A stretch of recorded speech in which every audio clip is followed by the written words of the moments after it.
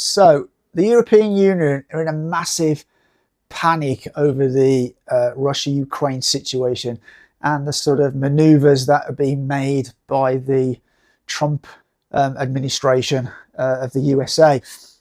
So on the 15th, there was a phone call between Sergei Lavrov and Marco Rubio. And then subsequent to that, yesterday, they met in Riyadh in Saudi Arabia.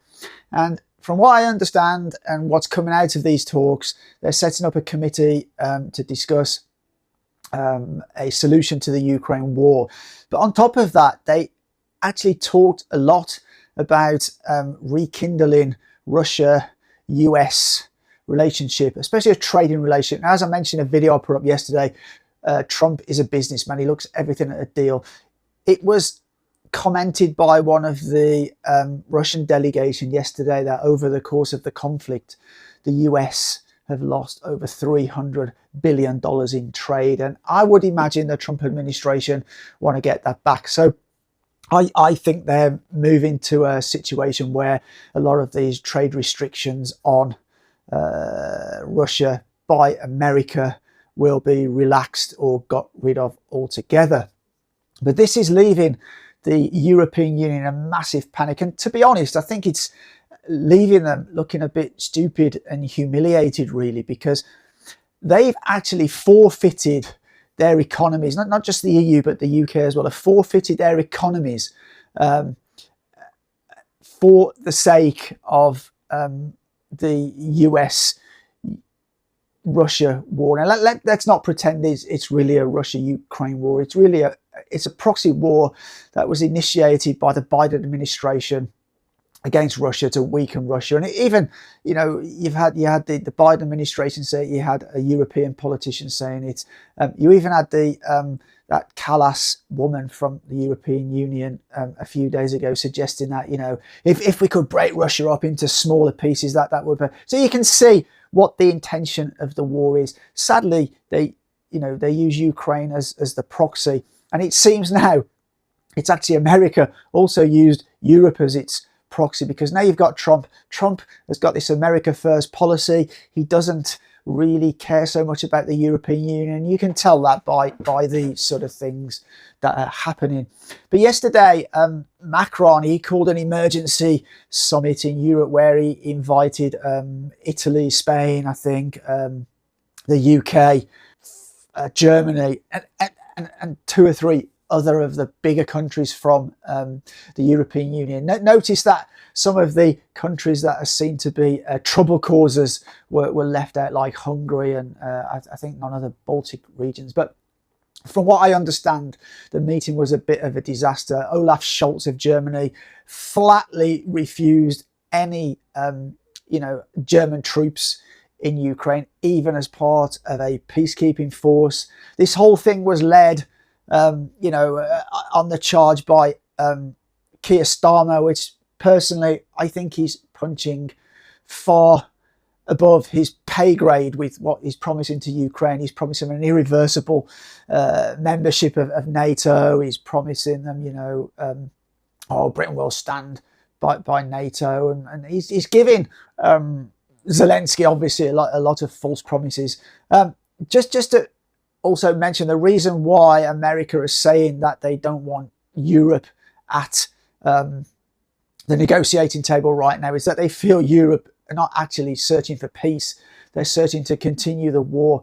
Now, something interesting has come out after this meeting is that Annalena Baerbock, I think she's the part of the Greens in Germany, she has suggested that in the next week, the European Union are going to announce this massive financial package to basically sort of bolster up their defence and back Ukraine. And this is going to be used for all sorts of things, buying more weapons and sending more weapons to Ukraine. But there's a number of big glaring problems here. The first one is that where are they going to buy these weapons from?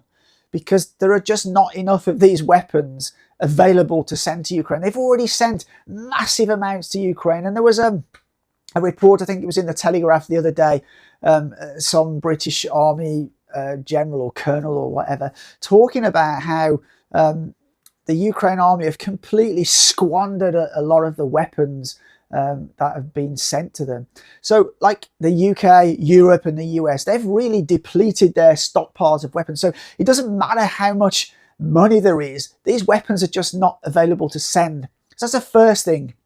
Then next, you have the point that these are all, any weapons that are coming from Europe or the US are NATO, sort of more modern weapons, which most of the Ukrainian soldiers have no idea how to use. So if they are sending any weapons to Ukraine, they also have to send sort of NATO staff to operate those weapons. And that's really not going to go down well with the European or UK public if soldiers are being sent there and they start coming back in body bags.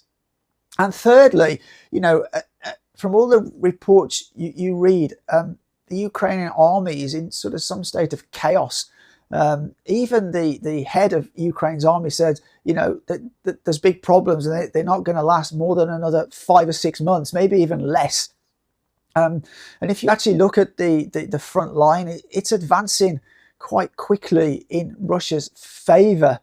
So, like, I think this delusion that and the other thing is, where are the European Union going to get this 700 million euros from? Their economies are already in a bad state. You know, are they going to borrow even more money? You know, I have no idea where they're going to get this money from. And, you know, as far as, you know, you got Keir Starmer got this idea that, we're going to send the UK troops along with French troops as a peacekeeping force in Ukraine. Well, anybody that has seen the underinvestment in the British Army over, you know, the last 2 decades will know that the British Army is more like Dad's army than the British Army. Now, that's a bit of a joke that British viewers will probably understand, but others won't. But Dad's Army was a TV series about a parody army in World War II time. Anyway, you know, and Russia have already said that they will not accept a European army there as part of peacekeeping. And what happens if the peace stops and those young British men are returned to the UK in body bags? How do you feel the UK public feels about that? Now, I think before the troops have to be sent, there would have to be a vote in the UK Parliament. I suspect because of the MPs and the Prime Minister and pressure will be put on those MPs, that will be voted through. But I would love to bet if they did a referendum of the British public, it would be overwhelmingly negative about sending UK troops to fight for Ukraine. So, you know, the European Union have been absolutely humiliated here. You know, they've put all these sanctions on. You now have America wanting to lift sanctions. You know, the European Union have devastated their economy with all these sanctions. And still, you've got that European guy Verhofstadt, I think his name is.